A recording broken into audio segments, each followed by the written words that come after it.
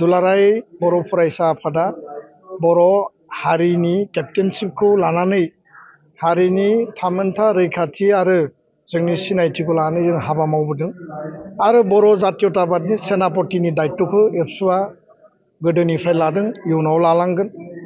हारियाव जिखि थासारि फैथों बेयाव मालाबा गुलि बारुद, मालाबा लावथि, मालाबा आइन बा बायदिसिना ल' एन्ड अर्डार सिटुएशन, मालाबा जिखिनि खैसार फैया मानो आरो जोंनि हारियाव जिखिनि गावस्रा गावस्रि माब्लाबा समाव जाबोदों, एबसुआ गावनि बिखायाव बेफोर थासारि परिबेस परिस्थितिखौ बोजबनानै बर' हारिखौ गोख्रोंहै मोनसे स्ट्रिमलाइन गथा महरै बुजाबुजिनि आधाराव खौसेथिनि आधाराव बड'फाया जेरैबायदि खावलायदोंमोन जे लिभ एन्ड लेट लिभ, माने बड'स अफ द वर्ल्ड इउनाइट, बे मोन्थोरजों एबसुआ जेब्लाबो हाबा मावदों, हाबा मावलांगोन। मोन 13 बर'नि अर्गेनाइजेसनफोरखौ लानानै जोङो थांनाय 27 जानुवारियाव 2025 बे एकर्ड जि डे दङमोन कासिक'ट्रायाव जोङो हांख्रायनाय बायदि बयबो आफादा बाहागो लाफैदों। बेयाव बर'नि थाखानाय आफाद, जोंनि पेरेन्ट अर्गेनाइजेसन बर' थुनलाइ आफाद, जोंनि आइजो अनसाय आफाद, बर' बिमा गौथुम, हारिमु आफाद, आबादारि आफाद, इभेन जोंनि एक्स एनडिएबि वाइल्डफायार ससाइटि, एक्स बिएलटि वाइल्डफायार कअपारेटिभ ससाइटि बिथांमोनाबो बाहागो लाफैदों।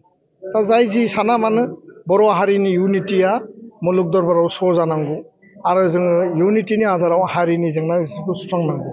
बेखायनो दुलाराय बर' फरायसा आफादनि एजेन्डाया जोंनि लेभेलाव जोङो हमवर्कखौ मावनांगोन आरो नेसनेल आरो इन्टारनेसनेल लेभेलाव बर'खौ जोङो बै लेभेलाव बुहुमनि जौगानाय माहारिफोरजों फेर फाथिनानै जौगालांहोनो थाखाय जोंनि सान्थौ आरो सानस्रिया दिनै जोङो मेलेमखौ बै लेभेलाव लांनांगौ। बादायलायनायनि जुगावनो जा बा जि लामायावनो जा आं बेखौसो रोखायै बुंगोन। मन्थ्रिजों जोंहा गोबां खामानि दङ, गुबैयै 6.3नि आधाराव स्कुल प्रभिन्सियेलाइजेसन, कलेज प्रभिन्सियेलाइजेसन आरो जोंहा गोदानै 35टा model high school 6 to class 10, 12 उननि समाव बे बर' मिडियामनि जागोन, जेराव गोदान इनफ्रास्ट्राक्चार बिल्डिं आरो गोदान टिचार थिसननाय जागोन। 101 बर' मिडियामनि हायार सेकेन्डारि गायसननाय पस्ट क्रिएसननि बाथ्रा, बिथाङा सिटेटनि बेलायाव सरकारखौ नारसिननायनि खोथाखौ जोंनो खोथा होदों, जोंबो नारसिनबाय थादों भारत सरकारखौ। नाथाय स्पेसियेल टेटनि गेजेरजों आसामनि लेभेलाव गोदानै जेराव पस्टआ भेकेन्ट जानानै दङ, टिचार गैया, 0 टिचार, सिंगल टिचार एपइन्टमेन्ट होनायनि खोथा दङ आरो गोबां माखासे इस्युसफोर दङ सोलोंथाइ मन्थ्रिजों। बे बिथिंखौ लानानै दिनै जोङो थुनलाइ आफाद एबसु जयै सावरायगोन। बाजेट सेसन सोलिगासिनो दङ आरो 10 मार्चआव बाजेट दाखिल जागोन। बिनि सिगां नैबे जे पस्ट क्रिएसननि स्कुल प्रभिन्सियेलाइजेसननि गोबां माखासे खोथा दङ, बेयो बाजेटआव हाबनांगोन। बाजेटआव हाबाबा बेनि माने आल्टिमेटलि जेबो आउटकाम गैया।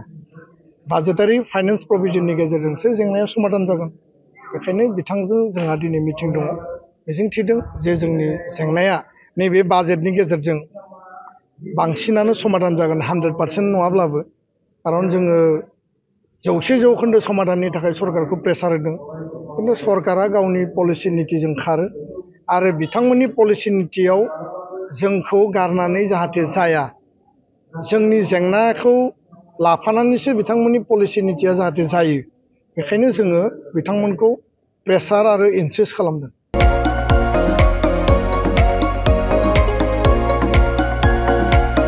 क'क्राझार सहरनि गथ'सा लाइमोनफोरनि थाखाय गोजोनथाव खौरां। क'क्राझाराव गिबि खेबनि थाखाय गोदानै बेखेवदों इउनिभार्सेल गेम जन मुंनि मोनसे डिजिटेल गेलेमु सेन्टार। क'क्राझार सहरनि ग्रीन फिल्डनि साखाथि इट्स भबानिपुर जेडि रडनि लामा सेराव गोदानै बेखेवबाय इउनिभार्सेल गेम जन। गोसो गुदुं गथ' एबा लाइमोनफोरा बे गेम जनाव फैनानै रंजानाय लाफैनो हागोन। गोदानै बेखेवनाय बे इउनिभार्सेल गेम जनाव गुबुन गुबुन रोखोमनि गेमफोर जेरै horse riding, claw', machine, virtual reality, hammer, air hockey, pirates, frog, माग, shooter, bike racing, car racing, basketball, punching बायदि बायदि गेलेमुनि रंजानाय लाफैनो हागोन। बेनिखायनो गाव गावनि गथ'फोरखौ गोदानै बेखेवनाय बे इउनिभार्सेल गेम जोनाव दान्दिसे सम लाबोनानै गुबुन गुबुन रोखोमनि गेलेनायनि खाबुखौ बाङायल' फिस होनानै रंजानाय लाहोनो हागोन।